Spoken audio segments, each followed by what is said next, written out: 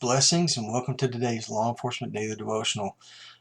Today we're in 1 Kings chapter 15 and then we jump over to 2 Chronicles and we read chapters 13 through 16. A lot of good read today.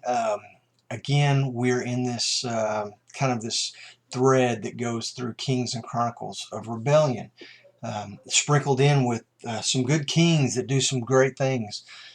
But just an example, 1 Kings 15 verse 3, we start off with a father who was king.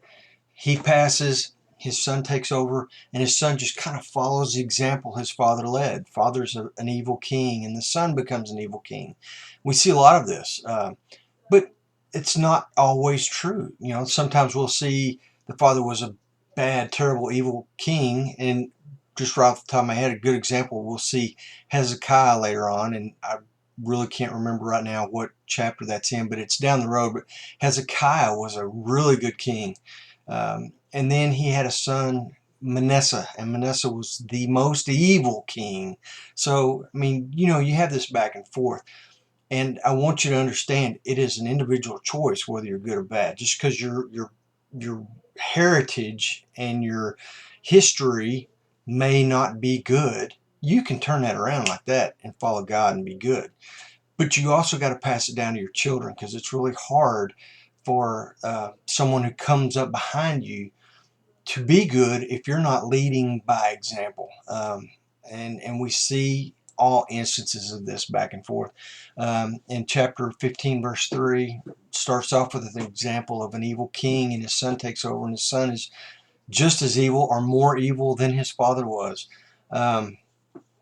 We see in chapter 15 that there was constant war between Israel and Judah. I mean, they just back and forth. And I had a thought when I was reading this. These are God's children, the 12 tribes of Israel, and they're constantly fighting each other and killing each other. And just, man, it's just a terrible time in their history. But, you know, America, we've had our civil wars where we've killed our brothers and sisters. And we just, humanity, we can't do it on our own. All this points to God and our need for Christ and to give our life to Him, because we're never going to be good enough. We can't be, no matter how hard we try. And these are the lessons that come from this. Jumping into 2 Chronicles chapter 13 verse 6 is a warning to the people of Israel against living in rebellion. And we need to constantly check ourselves whether or not we're living in rebellion.